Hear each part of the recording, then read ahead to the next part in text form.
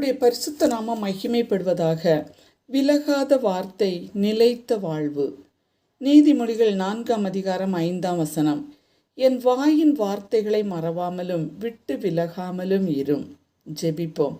அன்புள்ள இயேசு சுவாமி, இந்த நல்ல அதிகாலை வேளைக்காக உம்மை நன்றியுள்ள இருதயத்தோடு உம்மை துதிக்கிறோம், உம்மை ஸ்தோத்திரிக்கிறோம், உம்மை மகிமைப்படுத்துகிறோம்.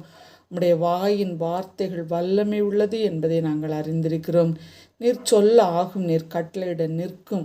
உம்மை நம்புகிற உம்முடைய பிள்ளைகளுக்கும் இப்படிப்பட்ட வாக்கின் வல்லமையை தந்திருக்கிறீரே, நன்றி.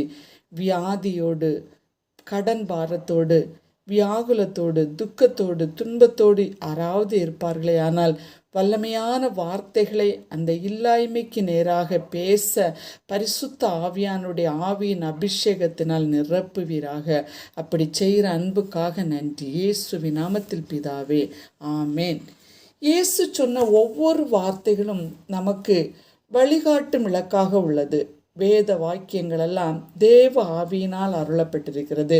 தேவனுடைய மனுஷன் தேறினவனாகவும் எந்த நற்கிரியையும் செய்ய தகுதி உள்ளவனாகவும் இருக்கும்படியாக அவைகள் உபதேசத்துக்கும், கடிந்து கொள்ளுதலுக்கும், சீர்திருத்தலுக்கும், நீதியை படிப்பித்தலுக்கும் பிரயோஜனம் உள்ளவைகளாயிருக்கிறது என்று பவுலடியார் கூறுகிறார்.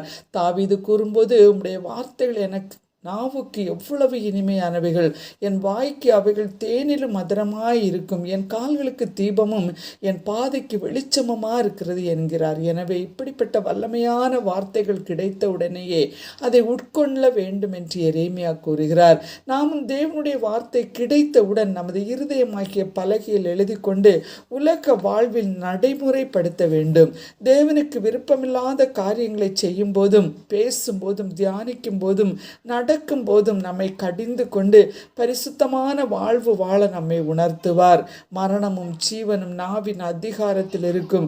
அதில் பிரியப்படுகிறவர்கள் அதன் கனியை புசிப்பார்கள். பிரியரே, தாவீதின் படைத்தலைவர் யோவா பல நேரங்களிலும் தாவீது சொன்ன வார்த்தைக்கு விலகி நடந்து தண்டிக்கப்பட்டிருப்பதை பார்க்கிறோம். ஆனால் பவுல் வாழ்க்கையிலே ஒரு முறை பரிசுத்தவானிடமிருந்து வார்த்தை கேட்டபோது அதை மறவாமல், புறக்கணியாமல் அதன்படி வாழ்ந்தார். அவர் வாழ்க்கையை ஒரு சரித்திர சாட்சியாக உள்ளது. நாமும் தினமும் தேவனுடைய வார்த்தைகளை படித்து மனப்பாடம் செய்து மறவாமல், விலகாமல் அதன்படி நடந்தால் பரலோக பாக்கியத்தை பெற்றுக்கொள்ள முடியும். ஒப்பு கொடுப்போமா? ஆமென்.